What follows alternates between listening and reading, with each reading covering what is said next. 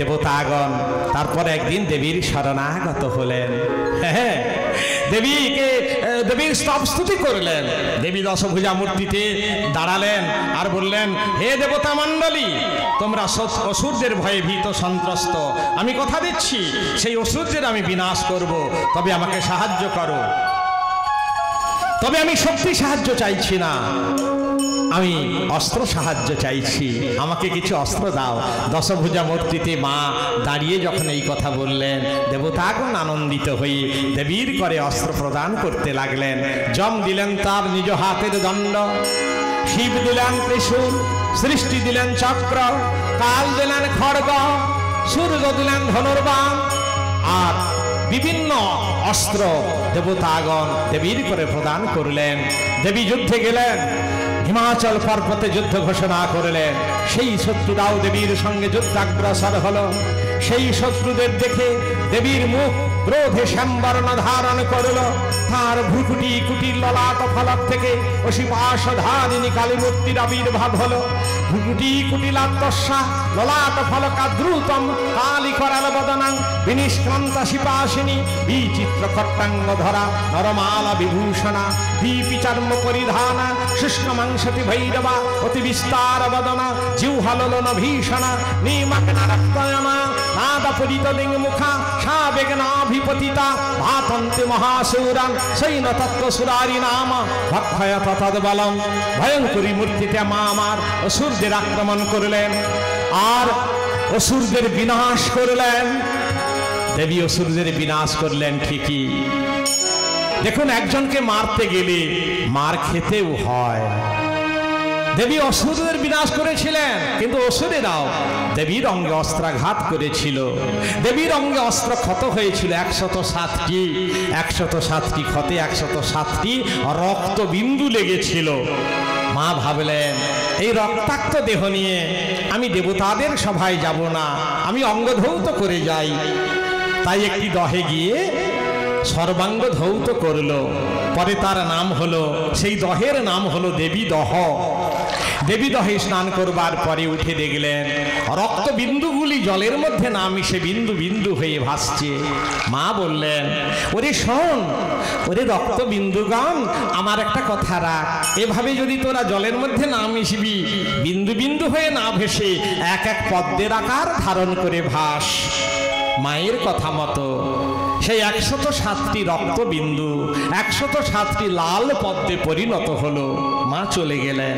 কিছুদিন পরে শিব এলেন সেখানে, দেখলেন গাছবিহীন পদ্মগুলি জলের উপরে প্রস্ফুটিত, জল জল করে ভাসছে লাল পদ্ম। মহাদেব ভাবলেন যে গাছবিহীন পদ্ম, নিশ্চয়ই এর পেছনে কোনো না কোনো কারণ আছে, আমাকে জানতে হবে। উনি ধ্যানস্থ হলেন, ধ্যান যোগে জানলেন পুরাকালের সেই বিরাট কাহিনী। তখন মহাদেব অসুরদের উপরে ক্রোধান্বিত হয়েছিলেন। তিনি মনে মনে ভেবেছিলেন যে অসুরেরাও তাহলে দেবীর অঙ্গে করেছিল অস্ত্রাঘাত, দেবীর অঙ্গ ক্ষতবিক্ষত করেছিল। এই বলে মহাদেবের ঊর্ধ্ব নেত্র হয়েছিল আরক্ত। শিবের তো 3টি নেত্র, তা ঊর্ধ্বে যে নেত্রটি আরক্ত হয়ে তার থেকে একখানা রক্ত বিন্দু গড়িয়ে গড়িয়ে গালের উপর দিয়ে বুকে এসে পড়ল। বুকে পড়ল, সঙ্গে সঙ্গে সে কণ্ঠে পড়ল নীল, মানে মহাদেবের নেত্র রুধির কণ্ঠ দেশে পড়ল। যেই কণ্ঠে পড়ল নীল হয়ে গেল। কেন? ওনার এক নাম নীলকণ্ঠ। সমুদ্র মন্থনে যতটুকু বিষ উঠেছিল তা পান করেছিলেন দেবতাদের কল্যাণের জন্যে। বিষের আভালেগি কণ্ঠটি তার নীল হয়ে গিয়েছে। নীল, সেই নীল রুধির বিন্দু যেই দেবীদহের জলে গিয়ে পড়ল, সঙ্গে সঙ্গে একটা নীল পদ্মের সৃষ্টি হয়ে গেল। মহাদেব চোখ মেলে তাকালেন, এ কি, আমার নীল রুধির বিন্দু থেকে একটা নীল পদ্ম হয়ে গেছে। বাহ বাহ বাহ, এ তো ভালোই মাহাত্ম্য দেখছি, এ তো ভালোই মাহাত্ম্য, এই দেবীদহের মাহাত্ম্য ভালোই। তাহলে ওরে তোরা কথা দে, তোরা আমার একটা কথা রাখ, এইভাবে সবাই তাহলে নীল হয়ে যা। তাহলে নীলকণ্ঠ সেই মহাদেবের কথা মতো আরো 107টি লাল পদ্ম তারাও নীল হয়ে গেল। কি হলো? দেবীর অঙ্গরুধির থেকে 107টি নীলপদ্ম, আর মহাদেবের নেত্ররুধির থেকে একটি নীলপদ্ম, 108টি নীলপদ্ম এইভাবে দেবী দহের জলে ছিল। বিভীষণ জানত, হনুমানকে রামচন্দ্রকে জানালে, আর রামচন্দ্র হনুমানকে আদেশ করলে, আর হনুমান সেই পদ্মগুলি এনে যখন রামের করে অর্পণ করলেন, রামচন্দ্র যখন পুষ্পাঞ্জলি দিচ্ছেন সেই পদ্মগুলি, মা আমার মনে মনে ভাবলেন, তাই তো আমার অঙ্গরুধিরের নীলপদ্ম আমি গ্রহণ করতে পারি, আমার স্বামীর নেত্ররুধিরের নীলপদ্ম সে কি কখনো আমি চরণে নিতে পারি গো? আমার স্বামী শিব, শিবগুরু রাম আমারও তো গুরু, তবু যে আমি রামের করে পুজো গ্রহণ করছি, এ আমার শরতের পুজো ভরাবক্ষে প্রচার করবার জন্য, শারদীয়া দুর্গা পূজা রূপে পূজিতা হওয়ার জন্য।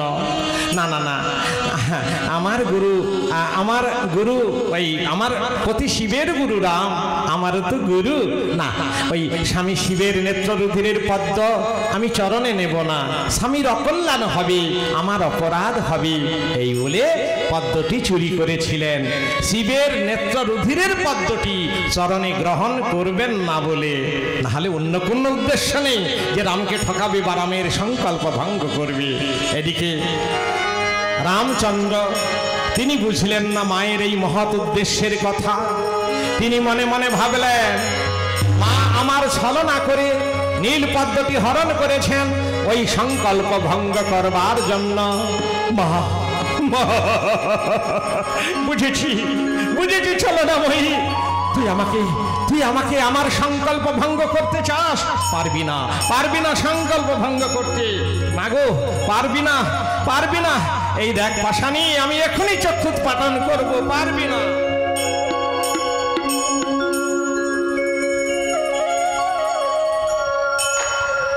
মা লক্ষণ দাদা, যুগল নয়ন মোর ফুল্ল নীলোৎপল, এক চক্ষু দেব আমি বুঝিব সকল, একটি নয়ন কমল উৎপাদন করে মায়ের চরণে পুষ্পাঞ্জলি দেব। লক্ষণ আমার ধনুর্বাণটা দিত ভাই। দাদা আপনি ধনুর্বাণ নিয়ে কি করবেন দাদা? পদ্ম তুলব রে ভাই। দাদা হনুমান যখন পদ্ম তুলতে গিয়েছিল তার তো ধনুর্বাণের প্রয়োজন হয়নি, হনুমান পদ্ম তুলতে গিয়েছিল দেবী দহের জলে, আমি পদ্ম তুলব আমার এই দেহদহ থেকে। দাদা দেহদহ? আরে এই দেহদহে 2টি পদ্ম আছে, ভালো করে চেয়ে দেখ। যুগল নয়ন মোর ফুল্ল নীলোৎপল, এক চক্ষু দেব আমি বুঝিব সকল, নীল কমলাক্ষী মোরে বলে সর্বজন, একটি উৎপাদন করিয়া বুঝিব এখন। দাদা না না দাদা, আপনি চক্ষু উৎপাদন করবেন না দাদা। দাদা গো, রক্ত বীজ অসুরদের এত রক্ত পান করে সেই রক্ত পিশাচির রক্তের নেশে মেটেনি, ওই একটা নেত্ররুধিরে পরিতৃপ্ত হবে না দাদা। দাদা আপনি শান্ত হন, আমি এই ধনুর্বাণের দ্বারা আমার বক্ষ বিদীর্ণ করে দিচ্ছি, এতে অনেক রক্ত পাবে, মা খুশি হবেন, আনন্দে পান করবেন আমার বক্ষ রক্ত। দাদা আপনি শান্ত হন। মা এতই যদি রক্ত পান করবার স্বাদ জেগেছে মনে, দাদার নেত্ররুধির নয়, আমার তুই বক্ষ রক্ত স্বাদ মিটিয়ে পান কর, এই নে আমার বক্ষ রক্ত। লক্ষণ শান্ত হ, খুবই শান্ত হ ভাই। ওরে লক্ষণ,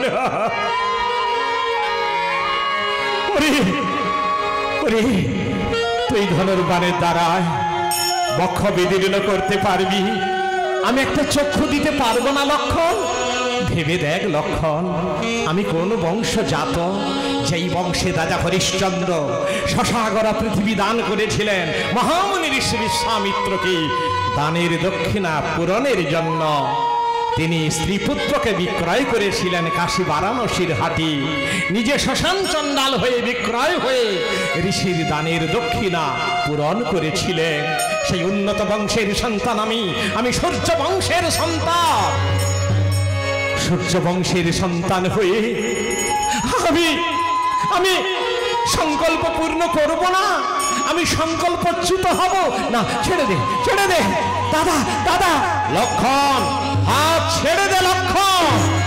জগৎকে আমি বুঝিয়ে যাব মা দয়াময়ী নয়, মা স্নেহময়ী নয়, মা রাক্ষসী, মা পিশাচী, মা পাষাণী। ওগো পাষাণী কেন মা মা মা আগো পাষাণী কেন মা?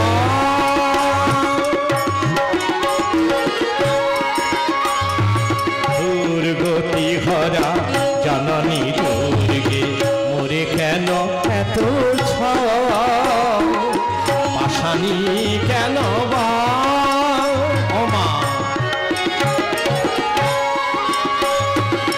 ধরিলেন ধনম ধনুর্বাণ করে উৎপাটিতে নেত্র পণ রাখিবারে। ধরিলেন রাম ধনুর্বাণ করে উৎপাটিতে নেত্র পণ রাখিবারে। আসিয়া দুর্গা কমল নয়না, আসিয়া দুর্গা কমল নয়না। আহা ধরিলেন কর কমল, ধরিলেন কর কমল। ও মা দুটি আঁখি ছলছা। যেই মাত্র রামচন্দ্র চক্ষু উৎপাটিতে গেল আর এখানেতে কৈলাস পর্বত কাঁপিতে লাগিল। মহাদেবের ধ্যান ভঙ্গ হল, চিৎকার করে উঠলেন তিনি, নন্দী ভৃঙ্গি অরক্ত বীজ অসুরদের এত রক্ত পান করে যেই রক্ত পিশাচীর রক্তের নেশা মেটেনি, গুরু রামচন্দ্রের নেত্ররূপের পান করবার জন্য উদ্যতা আমি চলে যাচ্ছি।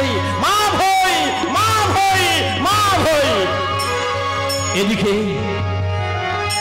অতঃপর দেবী মূর্তি মূর্তি করিয়া ধারণ, রামের কর করিলেন ধারণ। তিষ্ঠ তিষ্ঠ তিষ্ঠ। শান্ত হও রঘুবীর, শান্ত হও প্রভু, চক্ষু করুণা উৎপাটন। এই তো আমি এসেছি, এই তো এসেছি দয়াময়। মা মা মা তুই এলি মা, তুই সন্তানকে কাঁদিয়ে তারপর দিয়ে এলি। ছেড়ে দাও মা, ছেড়ে দে, ছেড়ে দে, তুই আমার হাত ছেড়ে দে। আমাকে সংকল্প পূর্ণ করতে হবে, চক্ষু উৎপাটন করতে দে মা, চক্ষু উৎপাটন করতে দে। রাম সংকল্প পূরণ হয়েছে রাঘব, পদ্মা আমি নিয়েছি, তবে পায়ে নয় বাবা, আমি হাতে নিয়েছি। এই দেখো আমার সেই নীলপদ্মা আমার হাতে, আমার হাতে দেখো দেখো দেখো। মা মা মা তুই পদ্ম সত্যি চুরি করেছিলি? ওরে লক্ষণ, ওরে হনুমান, হনুমান তোর কথাই সত্য, মা পদ্ম চুরি করেছিলেন। ওই দেখ মায়ের হাতেই সেই নীলপদ্ম। ওরে ওরে ওরে ওরে বানরগণ, ওরে ওরে সকলে মায়ের জয়ধ্বনি রে। আমি মায়ের দর্শন পেয়েছি, মা এসেছেন, সাগরের তীর আলোকিত করে এসেছে। ওরে 10 দিক আলো হয়ে গিয়েছে। ওরে দশপ্রহরণ ধারিণী দশভুজা মা জগৎ জননী মা দুর্গা, মা আমার সাগরের সৈকত আলোকিত করে এসেছে। সকলে মায়ের জয়ের ধ্বনি দে। জয় মা দুর্গা, দুর্গতি হারিণী, দশপ্রহরণ ধারিণী, জয় মা। দশভুজা ত্রিনয়নী ভুবন মোহিনী দেবী দুর্গা, ওগো মা দশভুজা ত্রিনয়নী, মা ভুবন মোহিনী দেবী দুর্গা।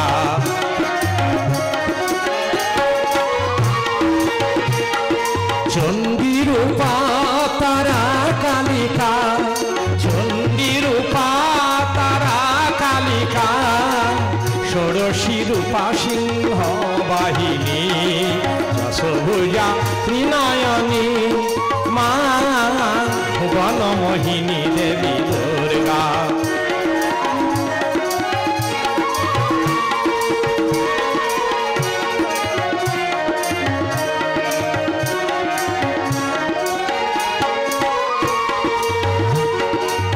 মহিষমর্দিনী মহামায়া, দিন তারিণী মহিষামর্দিনী মহামায়া দিন তারিণী গিরিতনয়া শিবিদুলালী শিবজায়া শিবিদুলালী শিবজায়া ষোড়শী রূপা সিংহ বাহিনী দশভুজা ত্রিনয়নী মা ভুবন মোহিনী দেবী দুর্গা ওগো মা দশভুজা ত্রিনয়নী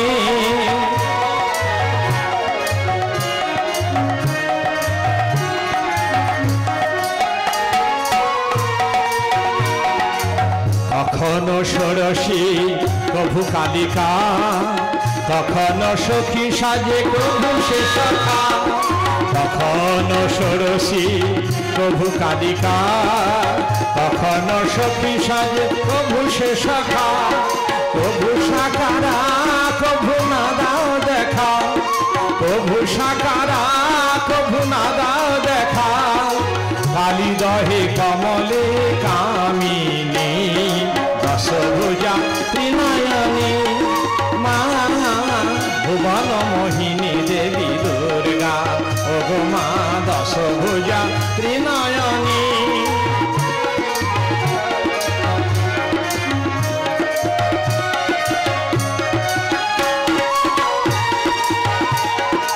দশ মহাবিদ্যা রূপিণী জগন্ময়ী ত্রিভুবন বন্দিতা চিন্তিতা চিন্ময়ী দশ মহাবিদ্যা রূপিণী জগন্ময়ী ত্রিভুবন বন্দিতা চিন্তিতা চিন্ময়ী অনাথ বন্ধু মূঢ় ভাকাতি বিহীন অনাথ বন্ধু মূঢ় ভাকাতি বিহীন সেই কর জোড়ে মাগে পদ দোকানে দশভুজা ত্রিনয়নী মা ভুবন মোহিনী দেবী দুর্গা ওগো মা দশভুজা ত্রিনয়নী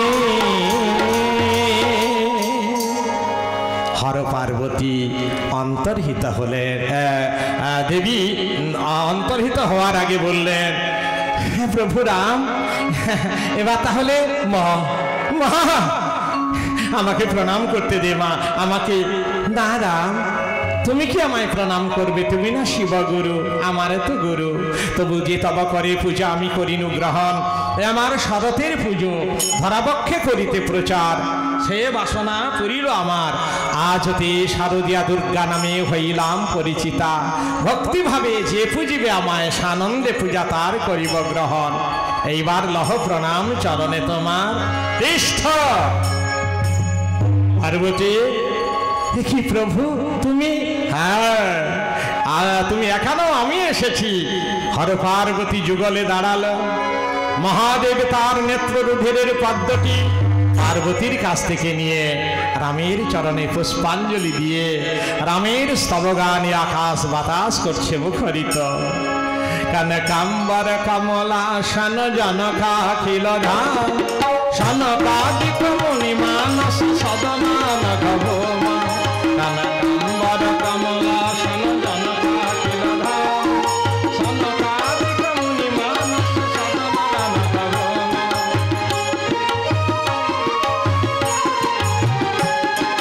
কনকাম্বর কমলাসন জনকাখিল ধাম সনকাদিক মুনি মানস সদমান গভমা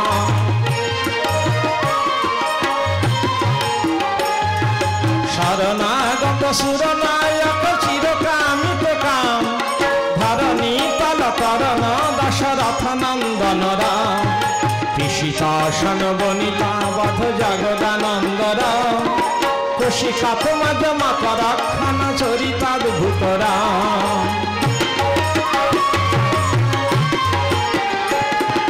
ধনী গৌতম গৃহিণী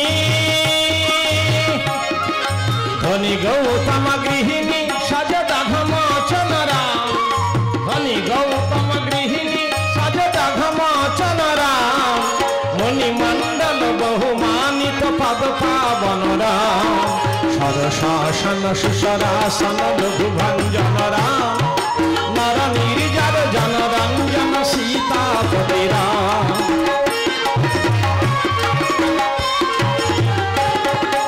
কুসুমায়ুধতন সুন্দর, কুসুমায়ুধতন সুন্দর কমলা ননরাম, ভৃগু সম্ভব মদমার্দন সীতাপতি রাম, করুণা রস বরুণালয় নত বৎসল রাম, শরণং তব চরণং ভব হরণং মম রাম, রাম রাম রাম জয় রাম রাম রাম, রাম রাম রাম জয় রাম রাম রাম, রাম রাম রাম রাম রাম।